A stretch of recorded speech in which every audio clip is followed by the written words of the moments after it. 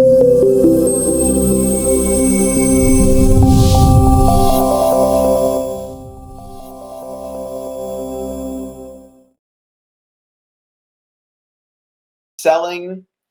during challenging times and what challenging times we are in right now.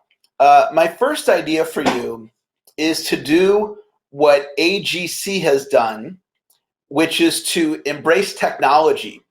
And I was so impressed in listening to what Amy just shared about all the ways that AGC is using to get this message out to the world. They're using a technology called StreamYard. YouTube. She just mentioned Venmo. They have a podcast. They're using Zoom. And so my first tip for you is to embrace technology. And for a lot of us, that's challenging because you're used to being with people in person and not having technology be a part of your sales process. The second idea is to be strategic.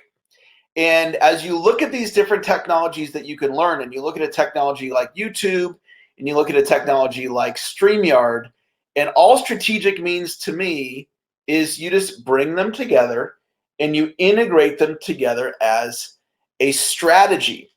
So if you can think strategically and embrace technology. With the challenging times that we're in, it's really all about the pivot. How can you pivot? How can you adjust to the new way that things are? So I've got a couple of ideas for you. It's going to go very rapid fire because I'm only here for 15 minutes. My next idea for you has to do with your mindset. How are you doing staying positive right now? You know, I'm in the same boat all of you are. I'm an entrepreneur. I'm a small business owner. I sell. I have a family. I live with my wife and my 3 daughters, and they all are starting school tomorrow, except they're starting it virtually. So it's very challenging for me, as I'm sure it is for many of you as well. But the question is, how are you doing in your mindset? And I'm doing a great job of staying positive. And I want to share a couple of quick tips for you on how you can stay positive despite all the challenges that are going on.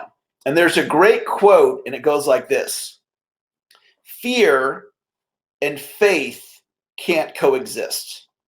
Fear and faith can't coexist. And so if you find yourself feeling fearful, just know that you're not tapping in to faith. Another way of saying it is you can't think negative and positive at the exact same time. And so part of how I approach my day is, what can I do to stay positive today? It might mean listening to Les Brown, the great motivational speaker, and I might listen to him on Audible or watch him on YouTube. Or it might mean starting off my day and being grateful. And what I do during my workday is I put on the blinders and I put all my problems to the side, and I either address them before work or I address them after work. And I've got challenges just like we all do with all that's going on, but I want to go out and produce, because that's my job in business, is to stay productive. Your next idea is all about staying in action. And I think that there's a fair share of people right now that are sitting on the sidelines and they're waiting. Well, I'm just going to put my business on hold and I'm going to wait and see what happens. I'm going to wait and see what happens with the election. Let's see when they come up with the vaccine. And they're putting everything on hold. I'm doing just the opposite. Right now, I'm in massive action. My mindset is this: due to all the challenges that are going on all over the world right now with our economy and with business, my mindset is put my foot on the gas. Put my foot on the gas. And one of my favorite quotes is, the universe rewards people who take action differently than those who don't. The universe rewards people who take action differently than those who don't. Just yesterday, I delivered 6 virtual presentations in a day, which is a lot in my business because I have my foot on the gas and I'm taking massive action. Your next idea is to pivot your message. So in my world, one of the things I teach is how do you craft your presentation as a sales trainer? How do you craft a presentation to connect with the prospect? Well, a lot of people are thinking, your prospects, thinking differently today than they were before the pandemic. And your presentation is all about connection. So enter the world of your prospect, view their experience from their perspective, and pivot your message to connect with where they're at. You may have been successfully selling your product or service for many, many years, and all of a sudden, your presentation is no longer working because the message needs to be pivoted. Ask your brain this question: where are my best opportunities right now? Where are my best opportunities right now? How can I pivot my message? Your next idea comes to you from back when we had the economic challenges in 2008 and 2009. And some of you may have gone through some financial adversity. I went through a tremendous amount of financial adversity. In fact, my company revenues back then, they dropped about 70% almost overnight. And when you lose that much of your revenue, my business was on life support. And I didn't know what to do. I was confused. My revenue had fallen off of a cliff. I was feeling the weight of the world on my shoulders financially, and I didn't know what to do. And I asked the question, your brain will answer virtually any question you ask it. And I said, how can I grow my business in this economy? And I didn't get an answer right away. But after a few days, this idea popped into my head. And the idea was collaboration. One word, collaboration. No instructions, just one word, collaboration. And I thought, all right, well, what would that look like? If I was to collaborate with somebody, what would that look like? Now, by the way, collaboration is a great way for you to grow your business right now, because chances are you've been affected by what's happening with the virus and so forth. And all these other businesses have been affected too.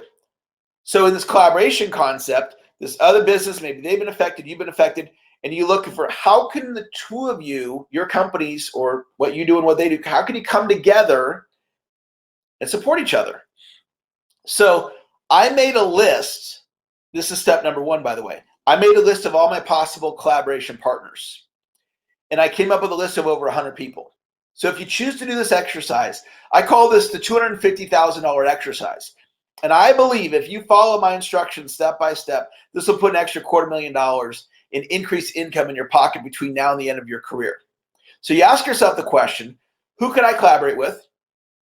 Get out a pen, get out a yellow tablet, and you make a list. And you write down all of these possible people.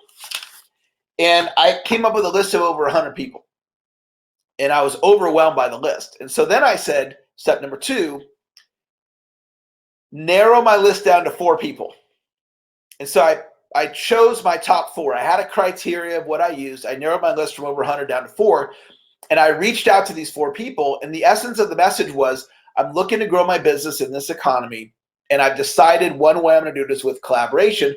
And I wanted to see if you'd be interested in setting up a call, or a lunch meeting, or a phone call, Zoom meeting, whatever the case may be, and we can discuss how we can work together. And all 4 of these people agreed to the initial appointment, and to my surprise, all 4 of them agreed to collaborate with me. And all of these miracles started showing up, and leads came in, and business came in, and it was far greater than what I could have ever even imagined. My business was on life support, and all of this opportunity came up because of a pivot in my business, which is collaboration. And so in my own business, I asked myself during this situation, who could I collaborate with? and I decided to collaborate with this gentleman who's a mentor of mine named Donald Moyne. So I reached out to him and I'm like, hey, Dr. Moyne, do you want to collaborate? I have some ideas of how we can help each other grow each other's revenue. And he said yes. And so we put a business deal together, and it was very successful for him and for me. This is after the pandemic hit. So ask your brain, who could I collaborate with? Get out a pen and a piece of paper, make a list, identify your top 4, reach out to those 4 people, ask them if they'd be interested in setting up a conversation with you.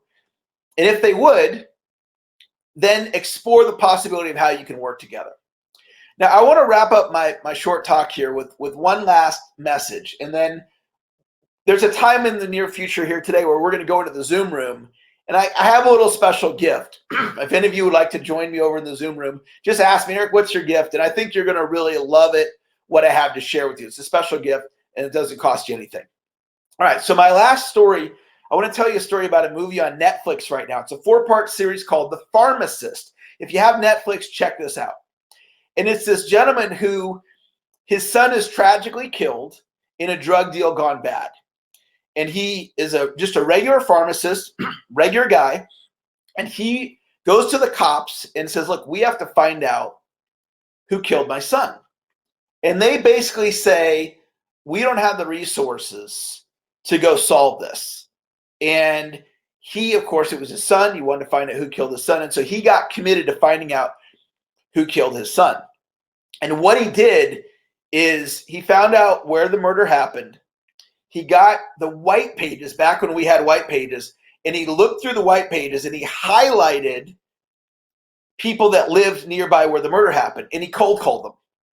And the script went something like this. Hi, so-and-so. My name is so-and-so. My son was killed on this street on this date in the evening.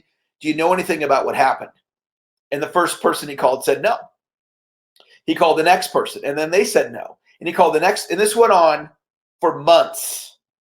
And after about 7 months, he called this woman up, said the script, and she said, yes, I know who killed your son.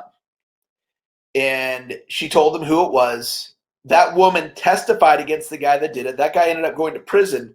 There's many other aspects to the story that are just absolutely amazing.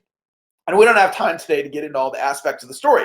But I want to encourage you to watch this movie. It is so good that Netflix did this 4-part series. The movie was so good, I'm telling you about it right now. But here's the point of the story. We have different aspects of ourselves.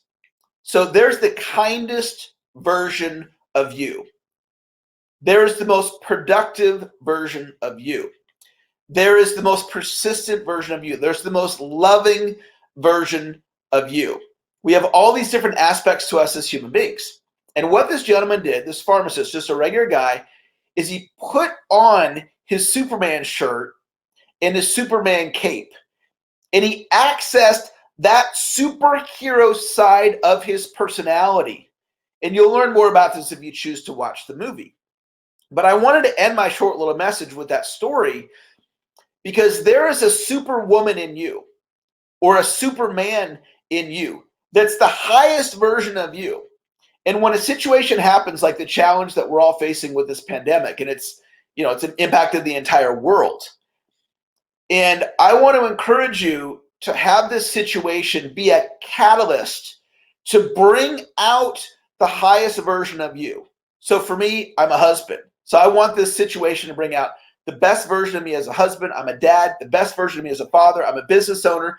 Bring out the best version of me as a business owner, the best version of me in how I interact with my clients as my way of doing my absolute best to peak perform to get through these challenging times.